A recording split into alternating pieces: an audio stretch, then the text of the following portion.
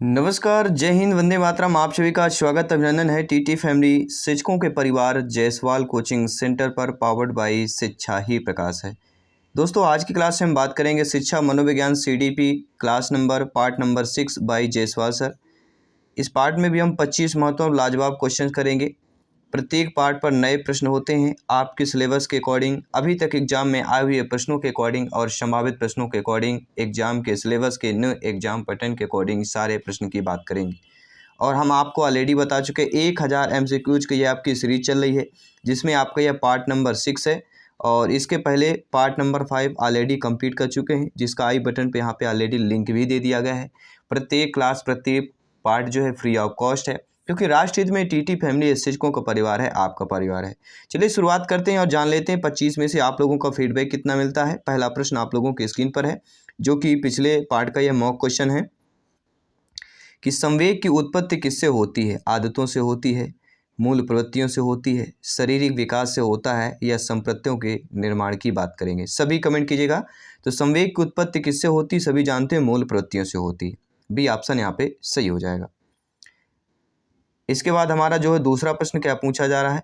दूसरा प्रश्न यह है कि अभिप्रेरण के लिए अक्सर खाली स्थान शब्द का भी प्रयोग किया जाता है। संवेग का किया जाता है, आवश्यकता का किया जाता है, भावना का किया जाता है, या प्रत्यक्षीकरण का किया जाता है। तो अभिप्रेरण के लिए अक्सर खाली स्थान किस शब्द का भी प्रयोग किया जाता है? सभी परिचित होंगे। सभी कमेंट कीजिएगा। मेरे प्यारे प्यारे भाइयों की प्यारी प्यारी बहनें, गृहिणी जिनका सपना है टेट एग्जाम को फतेह करना, सिलेक्शन का रास्ता 101% पक्का करना, सभी कमेंट कीजिएगा। तो अभिप्रेरण के लिए अक्सर जो है खाली स्थान किस शब्द का भी प्रयोग किया जाता है? वह होता है आवश्यकता। हमें जो मोटिवेशन अभिप्रेरण करना पड़ेगा, जो हमारी आवश्यकता होगी, ठीक है। तो आवश्यकता यहाँ पे एक सरकारी सीट है, गवर्नमेंट टीचर बनना है, ठीक है। तो अभिप्रेरण के लिए अक्सर किस शब्द का प्रयोग किया जाता है? आवश्यकता शब्द का यहाँ पे प्रयोग किया जाता है, क्योंकि अभिप्रेरण की बात करेंगे, ठीक है, मोटिवेशन की बात करेंगे। अगला प्रश्न है, बच्चों में संवेगात्मक समायोजन प्रभावी होता है, व्यक्तित्व निर्माण में होता है, कक्षा शिक्षण में होता है, अनुशासन में होता है, या इन सभी में होता है? तो बच्चों में जो संवेगात्मक समायोजन की बात करेंगे, संवेगात्मक तो ठीक है, लेकिन समायोजन जो प्रभावी होता है वह व्यक्तित्व निर्माण में भी होता है, कक्षा कक्ष शिक्षण में भी होता है, अनुशासन में भी होता है, ठीक है। तो बच्चों में, बालक बालिकाओं में, शिक्षार्थियों में, विद्यार्थियों में संवेगात्मक जो समायोजन की बात करें वह प्रभावी इन तीनों में होता है, व्यक्तित्व, कक्षा शिक्षण, अनुशासन, ठीक है। इसलिए फोर्थ ऑप्शन जो यहाँ पे आपका हमारा दिया गया है, ये सभी वाला ऑप्शन जो है हमारा सही हो जाएगा। इसके बाद आपका फोर्थ प्रश्न जो स्क्रीन पर है, प्रश्न पूछा जा रहा है कि अधिगम के प्रक्रम में जो अभिप्रेरण होता है, जो हम सीखते हैं, अधिगम मतलब क्या होता है? एक सीखना। तो सीखने के प्रक्रम में जो हमारा अभिप्रेरण होता है, जो मोटिवेशन होता है, वह सीखने वालों की स्मृति को तेज बनाता है, पुराने अधिगम से नए अधिगम को विभेदित करता है, एक दिशी रूप से सोचने में सीखने वालों को प्रस्तुत करता है, या नए सीखने वालों में अधिगम के लिए रुचि का सृजन करता है। तो अधिगम प्रक्रम में जो अभिप्रेरण होता है वह क्या होता है? नए सीखने वालों में अधिगम के लिए क्या है? रुचि का सृजन करता है। क्या होता है? रुचि का सृजन करता है। इंटरेस्ट की बात करेंगे, डी ऑप्शन की बात करेंगे अकॉर्डिंग टू क्वेश्चन। आपका भी फीडबैक कमेंट सरोपर ही है। जायसवाल सर आप सभी के कमेंट का, आप सभी के फीडबैक का अभिनंदन, स्वागत करते हैं। जी हाँ, कमेंट बॉक्स में अपना अपना फीडबैक, प्रत्येक प्रश्न का कमेंट बॉक्स में आंसर अवश्य बताइएगा। तीसरा प्रश्न है, एक छात्र के अधिगम पर उसकी आर्थिक स्थिति का किस प्रकार प्रभाव पड़ता है? तो कोई भी छात्र अधिगम यानी वह सीख रहा है, जो उसकी आर्थिक स्थिति है, उस परिवार की, माता पिता अभिभावक की, उस स्थिति पर जो है किस प्रकार का प्रभाव पड़ता है? कि अमीर छात्र अधिक अधिगम करता है, किसी प्रकार का प्रभाव नहीं पड़ता है, गरीब छात्र कम अधिगम करता है, या उपरोक्त में से कोई नहीं? देखिए, अधिगम में ना तो अमीर शब्द आना चाहिए, ना ही गरीब शब्द आना चाहिए। अमीर शब्द, गरीब शब्द ये अपने आप में अधिगम में होते, क्योंकि हमें सीखना है, और सीखने के लिए हम किसी प्रकार का भी प्रभाव नहीं पड़ता कि हम गरीब हैं कि अमीर हैं, ठीक है। तो यहाँ पे बी ऑप्शन होगा कि अगर अधिगम की स्थिति की बात करें एक छात्र के लिए, एक आपके विद्यार्थी के लिए, एक शिक्षार्थी के लिए, बालक बालिका के लिए किसी भी प्रकार का प्रभाव नहीं पड़ता है। बी ऑप्शन की बात करेंगे। हाँ, उनकी सुख सुविधाओं पर प्रभाव पड़ता है, लेकिन अधिगम पर कोई प्रभाव यहाँ पे नहीं पड़ता है। अगला प्रश्न है, काम की प्रवृत्ति पर सबसे अधिक बल किस मनोवैज्ञानिक ने दिया है? स्किनर ने, हेगर्टी ने, सिगमंड फ्राइड ने दिया है, या थॉमसन ने दिया है? अगर आपको पता है बेफिक्र कमेंट कीजिए, जी हाँ, आपका एक एक कमेंट फीडबैक सर्वोपरि है, क्योंकि आप सभी लोग भावी अध्यापक अध्यापिकाएं हैं, ज्ञानी सर्वज्ञ व्याख्याता लोग हैं। तो काम की प्रवृत्ति पर सबसे अधिक जिस मनोवैज्ञानिक ने दिया है वह आपके सिगमंड फ्राइड की बात करेंगे। जी हाँ, थर्ड ऑप्शन सही कर लीजिएगा। सारे नोट्स पीडीएफ फाइल आपको ऑलरेडी मिल रहे हैं। टेलीग्राम पे ज्वाइन कीजिए, टेलीग्राम चैनल ग्रुप ज्वाइन कीजिए, लिंक ऑलरेडी दी गई है। 500 प्लस आपके पीडीएफ ऑलरेडी अपलोडेड हैं, तो आप लोग वहाँ पे ज्वाइन कर सकते हैं, पीडीएफ फाइल ठीक है प्राप्त कर सकते हैं फ्री ऑफ कॉस्ट में, क्योंकि राष्ट्र हित में टीटी फैमिली है, शिक्षकों का परिवार है, आपका परिवार है, आवर फैमिली है। साथियों, तत्परता का नियम का जिक्र हो चुका है। तो तत्परता का नियम अधिगम का किस प्रकार का नियम है? मुख्य नियम है, सहायम नियम है, गौड़ नियम है, या उपरोक्त सभी होगा? देखिए, तत्परता का नियम का जिक्र हो चुका है, तो हमारे किसके महोदय की जिक्र होता है? आपके थांडाइक महोदय का नाम आ ही जाता है। ठीक है, तत्परता का नियम एंड आपके अभ्यास का नियम, प्रभाव परिणाम का नियम, ये मुख्य नियम है आपके थांडाइक के। और दूसरे नियम गौड़ होते हैं, जिनके 5 प्रकार हैं: बहुप्रत क्रिया का, मनोवृत्ति का, आंशिक क्रिया का, आत्म क्रिया का, साचर क्रिया का। ठीक है, तो यहाँ पे तत्परता का नियम पूछा जा रहा है, तो यह मुख्य नियमों में आएगा, पहला ऑप्शन हमारा सही हो जाएगा। अगला प्रश्न है, थांडाई के अधिगम नियम में सर्वाधिक प्रधानता किसको दी गई है? तत्परता को, अभ्यास को, काम प्रवृत्ति को, या प्रभाव को दिया गया है? तो थांडाइक मनोवैज्ञानिक ने अपने अधिगम के नियम में सर्वाधिक प्रधानता अभ्यास के नियम को दिया है। किसके? अभ्यास को नियम के दिया है। क्योंकि देखिए, अभ्यास से सीखना कैसा होता है? स्थायी होता है, इसलिए कहते हैं प्रैक्टिस करते रहिए। ठीक है, तो इसे थांडाइक ने उपयोग का नियम यानी कि लॉ ऑफ यूज, और बिना अभ्यास के ज्ञान कैसा होता है? विस्मृति होता है। अगर आप अभ्यास नहीं करते तो ज्ञान उतने ठीक है उतने टाइम तो आपको पता चल जाएगा, फिर विस्मृत यानी फिर भूल जाता है। वह अक्सर देखा जाता है, जो भी क्वेश्चन हम पढ़ते हैं दोबारा पढ़ते हैं भूल जाता है, अक्सर यही होता है, क्योंकि बार बार हम उसे अभ्यास नहीं करते हैं, एक ही बार पढ़ के निकल जाते हैं। ठीक है, तो उसको बार बार अभ्यास करना इंपॉर्टेंट है, इसलिए हम आपको पीडीएफ फाइल नोट्स भी देते हैं। ठीक है, इसे अनुपयोग का नियम या लॉ ऑफ आपका डिस्यूज कहा जाता है। और प्रभाव के नियम की बात करें, प्राय हम उस कार्य को ज़्यादा अच्छे से करना चाहते हैं जिसका परिणाम हमारे लिए हितकर होता है, वह कहलाता है प्रभाव का नियम, जिससे हमें सुख एवं संतोष मिलता है। तो प्रभाव का नियम और अभ्यास का दोनों चीज़ें आपने समझ लिया। आइए बात करते हैं अगले प्रश्न की। अधिगम को ठोस सिद्धांत किस मनोवैज्ञानिक द्वारा दिया गया है? स्किनर द्वारा, हल द्वारा, थांडाइक द्वारा, या थर्स्टन द्वारा दिया गया है? नीचे कमेंट बॉक्स है, फटाफट कमेंट कीजिएगा। तो अधिगम को ठोस सिद्धांत किस मनोवैज्ञानिक द्वारा दिया गया था? सभी परिचित होंगे, किसकी बात करेंगे? जब भी अधिगम के ठोस सिद्धांत का जिक्र होता है, ठीक है, थांडाइक आता है, लेकिन तरल ठोस सिद्धांत आएगा तो फिर आपका दूसरा आ जाता है। कौन सा आएगा? तरल मोजेक मॉडल किसने दिया? वो एक आपका अलग चैप्टर हो जाता है, लेकिन अधिगम का ठोस सिद्धांत जब भी आता है तो थांडाइक का नाम यहाँ पे सर्वोपरि होगा। मनोवैज्ञानिक का जिक्र हुआ है, थांडाइक मनोवैज्ञानिक की बात करेंगे।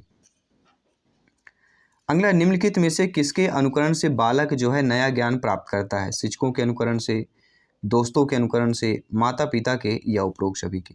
देखिए, अनुकरण मतलब होता है सीखना। तो बालक जो है जब विद्यार्थी जो है जब विद्यालय जाता है तो शिक्षकों के अनुकरण के माध्यम से प्राप्त करता है, दोस्तों के माध्यम से भी नया ज्ञान प्राप्त मिलता है, और माता पिता के माध्यम से भी मिलता है, अर्थात उपरोक्त सभी, जो डी ऑप्शन दिया गया। ठीक है, चलिए आइए बात कर लेते हैं अगले प्रश्न की। अगला प्रश्न है कि अस्पष्टता के नियम में विचार होते हैं, स्पष्ट विचार होते हैं, अस्पष्ट विचार होते हैं, समान विचार होते हैं, या उपरोक्त में से कोई नहीं? देखिए, अक्सर क्या होता है, प्रश्न में अस्पष्टता दिया गया है तो हम क्या करते हैं? अस्पष्ट ही करते हैं। भाई, जब स्पष्ट नहीं है तो अस्पष्ट आएगा, ऐसा नहीं है। अस्पष्टता में जो विचार रखे जाते हैं वह स्पष्ट विचार होते हैं, पहला ऑप्शन सही कर लीजिएगा। ठीक है, थोड़ा सा प्रश्न टेढ़ा है, लेकिन जो टेढ़ा होता है वह अक्सर हमें प्रश्न आसान बना देता है। अगला प्रश्न, सन 1879 में विलियम वुंट ने किस विधि को व्यवहारिक प्रयोग के रूप में आरंभ किया है? जीवन वृत्त विधि, प्रयोगात्मक विधि, प्रश्नावली विधि, या मनोविश्लेषणात्मक विधि की बात करेंगे। तो सन 1879 में वुंट ने किस विधि को व्यवहारिक में प्रयोग के रूप में आरंभ किया है? वह है प्रयोगात्मक विधि। बी ऑप्शन को यहाँ पे सही कर लीजिएगा। वुंट का नाम मनोवैज्ञानिक में विशेष रूप से उल्लेखनीय में है, और इनका नाम सर्वोपरि आता है। इन्होंने 1879 में लिप्जिंग अर्थात जर्मनी में मनोविज्ञान की प्रथम प्रयोगशाला स्थापित की, और मनोविज्ञान का औपचारिक रूप भी परिभाषित किया था। ठीक है, तो कब किया गया था प्रयोगशाला स्थापित लिप्जिंग में? 1879 की बात करेंगे। ठीक है, जो आपके ऑलरेडी यहाँ पे दिया गया था सन पहले से ही। ठीक है, चलिए बात कर देंगे अगले प्रश्न की। अनुभव एवं प्रशिक्षण द्वारा व्यवहार में परिवर्तन लाना क्या कहलाता है? प्रेरकों का समन कहलाता है, व्यवहार की कुशलता कहलाती है, सभ्यता कहलाता है, अधिगम कहलाता है। देखिए, जब भी आप अनुभव के द्वारा अगर व्यवहार में कहीं परिवर्तन देखता है, व्यवहार में परिवर्तन मतलब अधिगम का जिक्र, व्यवहार में परिवर्तन का संबंध किससे माना जाता है? अधिगम से माना जाता है। तो अनुभव एवं प्रशिक्षण द्वारा व्यवहार में परिवर्तन लाना ही अधिगम कहलाता है। डी ऑप्शन हमारा सही हो जाता है। अगला प्रश्न, निम्नलिखित में से आदत होती है? संवेगात्मक क्रिया होती है, मूल संवेगात्मक क्रिया होती है, पूर्व अनुभवों की पुनरावृत्ति होती है, या उपरोक्त सभी होता है। तो निम्नलिखित में से आदतें क्या होती हैं? ये आदतें जो होती है पूर्व अनुभव की एक पुनरावृत्ति होती हैं। कहते हैं ना, उसकी तो आदत हो चुकी है, मतलब उसका जो पूर्व अनुभव है वह बार बार उसकी पुनरावृत्ति कर रहा है, दोहरा रहा है, मतलब आदत हो जाती है। तो पूर्व अनुभवों की पुनरावृत्ति को ही आदत कहा जाता है। थर्ड ऑप्शन यहाँ पे सही हो जाएगा। अगला प्रश्न है, ज्ञानात्मक अधिगम, गामक अधिगम, संवेगात्मक अधिगम क्या है? ठीक है, ये तीनों अधिगम आपने पढ़ लिया, एक ज्ञानात्मक, गामक और संवेगात्मक। ये जो तीनों अधिगम हैं, ये अधिगम के प्रकार हैं, अधिगम की अवस्थाएं हैं, अधिगम की प्रकृति है, या अधिगम का स्थानांतरण की बात करेंगे। सभी कमेंट कीजिएगा मेरे प्यारे प्यारे भाई, मेरे बहन, गृहिणी, टीचर्स, ब्रदर्स, सिस्टर्स, सभी कमेंट कीजिएगा, अवर टीचर्स फैमिली कमेंट कीजिएगा, क्योंकि यहाँ पर सिलेक्शन सर्वोपरि है, क्योंकि शिक्षा ही प्रकाश है। तो ज्ञानात्मक अधिगम, गामक अधिगम, संवेगात्मक अधिगम जो ये अधिगम के क्या कहलाते हैं? प्रकार कहलाते हैं। ठीक है, नोट कर लीजिएगा। अगला जो प्रश्न है बहुत ही अच्छा प्रश्न है, बीएफ स्किनर का जिक्र हो चुका है। जी हाँ साथियों, बीएफ स्किनर का टेंटोफोन किसका आकलन करता है? मानसिक स्तर का, व्यक्तित्व का, अधिगम स्थानांतरण का, या उपरोक्त सभी का करता है। तो बीएफ स्किनर का जो टेंटोफोन है ये किसका आकलन करता है? यह व्यक्तित्व का आकलन करता है। और बीएफ स्किनर का नाम सर्वोपरि आता है। ठीक है, बीएफ स्किनर ने किस पर प्रयोग किया? तो चूहे और कबूतर की बात करते हैं। थांडाइक ने किस पर प्रयोग किया? बिल्ली की बात करते हैं। ईपी पॉलाव ने किस पर प्रयोग किया? तो सभी लोग जानते हैं कुत्ते की बात करते हैं। ठीक है, और कोहल वर्ग का जिक्र होता है। ठीक है, तो चिंपांजी की बात करते हैं। तो कहीं ना कहीं ये जीन पियाजे जी का नाम आता है, संज्ञानात्मक विकास की बात करते हैं। ठीक है, अगला प्रश्न है, प्रसिद्ध मनोवैज्ञानिक N.A. क्राउडर किस प्रकार के अनुदेशक के जनक थे? शाखात्मक अभिक्रमित अनुदेशन के, अनुकूलित अभिक्रमित अनुदेशन के, श्रृंखला अभिक्रमित अनुदेशन के, या उपरोक्त सभी के। तो प्रसिद्ध जो मनोवैज्ञानिक A.N. क्राउडर हैं, ये किस प्रकार के अनुदेशक के जनक थे? तो शाखात्मक अभिक्रमित अनुदेशन के जनक थे। पहला ऑप्शन सही कर लेना। अगला प्रश्न है, साइमन बिने के अनुसार बुद्धि क्या होती है? पहचानने तथा सुनने की शक्ति है, केवल सुनने की शक्ति है, केवल पहचानने की शक्ति है, या इनमें से कोई नहीं। तो साइमन बिने के अनुसार जो बुद्धि क्या होती है? तो इसके अनुसार पहचानने तथा एक सुनने की शक्ति होती है। साइमन और बिने का जिक्र हो चुका है। बिने साइमन बुद्धि परीक्षण आप सभी लोग परिचित होंगे। तो साइमन बिने के अनुसार बुद्धि क्या होती है? पहचानने तथा सुनने की शक्ति होती है। पहला ऑप्शन सही कर लीजिएगा। बिने पहले वे मनोवैज्ञानिक थे जिन्होंने बुद्धि को वैज्ञानिक एवं व्यवस्थित रूप में समझने का प्रयास किया। यहाँ पे प्रश्न आ सकता है, वे कौन से मनोवैज्ञानिक हैं जिन्होंने बुद्धि को वैज्ञानिक एवं व्यवस्थित रूप में आपके समझने का प्रयास किया? वह है बिने। बिने को बुद्धि के मापन क्षेत्र का जन्मदाता माना जाता है। तो बुद्धि के मापन क्षेत्र का जन्मदाता किसे माना जाता है? प्रोफेसर बिने को। बिनेट ने यह स्पष्ट किया कि बुद्धि केवल एक कारक ही नहीं, इसको कि हम एक विशेष परीक्षण द्वारा माप सकें, अपितु यह योग्यताओं की वह जटिल प्रक्रिया है जो समग्र रूप से क्रियान्वित होती है। प्रश्न आ सकता है, क्या आ सकता है प्रश्न? कि बुद्धि केवल एक कारक नहीं है, यह विभिन्न योग्यताओं की वह जटिल प्रक्रिया है जो समग्र रूप से क्रियान्वित होती है। किसने कहा कि इसका स्टेटमेंट है? आपका बिनेट का कहना है, या प्रोफेसर बिने का हो जाता है। सन 1905 में बिने ने साइमन के सहयोग से प्रथम बुद्धि मापनी अर्थात बुद्धि परीक्षण का निर्माण किया, जिसे बिने साइमन बुद्धि परीक्षण का नाम से दिया गया। ये बुद्धि परीक्षण 3 से 16 वर्ष की आयु के बच्चों की बुद्धि मापन करता था। इस परीक्षण में सरलता से कठिनता के क्रम में 30 पदों का प्रयोग किया गया। इस परीक्षण से व्यक्तियों की बुद्धि के स्तरों का पता लगाया जा सकता है, और इस परीक्षण की सहायता से मंदबुद्धि बालकों को 3 समूहों में बांटा गया था। एक था जड़ बुद्धि, हीन बुद्धि और मूढ़ बुद्धि की बात करेंगे। आइए अगला प्रश्न बात कर लेते हैं। अगला प्रश्न स्क्रीन पर है कि किस प्रकार के एक अध्यापिका बच्चों को बेहतर समस्या समाधानकर्ता बनने में सहायता कर सकती है? तो किस प्रकार से एक अध्यापिका बच्चों को बेहतर समस्या समाधान करने में सहायता कर सकती है? कि बच्चों को विविध प्रकार की समस्याओं का समाधान करने के मौके देना तथा हल करते समय सहायता करना, पाठ्य पुस्तकों में समस्याओं को उत्तर देखने के लिए क्या है, पाठ्य पुस्तकों की समस्याओं में जो उत्तर देखने के लिए बच्चों को प्रोत्साहित करना। और हमेशा मैंने बताया कि प्रोत्साहित शब्द जब भी आता है वो पॉजिटिव हमारा गिना जाता है, ठीक है। लेकिन यहाँ पे हम बात कर रहे हैं एक अध्यापिका को बच्चों को बेहतर समस्या समाधान कर्ता में सहायता अगर अध्यापिका शिक्षिका कर सकती है, वह बच्चों को विविध प्रकार की समस्याओं का समाधान करने के मौके देना और हल करते समय उनकी सहायता करना। पहला ऑप्शन यहाँ पे सही हो जाएगा, ठीक है। चलिए बात करते हैं अगले प्रश्न। अगला प्रश्न है, छात्रों के बीच व्यक्तिगत भेद शामिल करने का आधार क्या हो सकता है? शिक्षण के कई तरीके, आकलन के कई तरीके, बहु आकलन या फर्स्ट और सेकंड दोनों। देखिए साथियों, छात्रों के बीच व्यक्तिगत भेद शामिल करने का आधार जो है किस प्रकार से हो सकता है? तो शिक्षण के तरीके भी हो सकते हैं और आपका आकलन के कई तरीके। तो जो आपका डी ऑप्शन यह है कि फर्स्ट और सेकंड दोनों, तो हमारा यह सही हो जाएगा। डाउट हो वे फिर कमेंट कीजिएगा। लगभग 20 प्रश्न कंप्लीट कर चुके हैं, 5 प्रश्न और कंप्लीट करेंगे, साथ ही आपका एक मुख्य क्वेश्चन भी शामिल रहेगा। खालिस्तान व्यक्तित्व के विकास में महत्वपूर्ण भूमिका निभाता है। अनुवांशिकता की बात करेंगे, पर्यावरण की बात करेंगे, अनुवांशिकता और पर्यावरण के मिश्रण की बात करेंगे, परीक्षाओं की संख्या की बात करेंगे। तो व्यक्तित्व के विकास में महत्वपूर्ण भूमिका कौन निभाता है? तो अनुवांशिकता और पर्यावरण का मिश्रण। जी हाँ साथियों, अनुवांशिकता और पर्यावरण का मिश्रण जो है व्यक्तित्व के विकास में महत्वपूर्ण भूमिका निभाता है। तो सी ऑप्शन हम यहाँ पे सही कर लेंगे।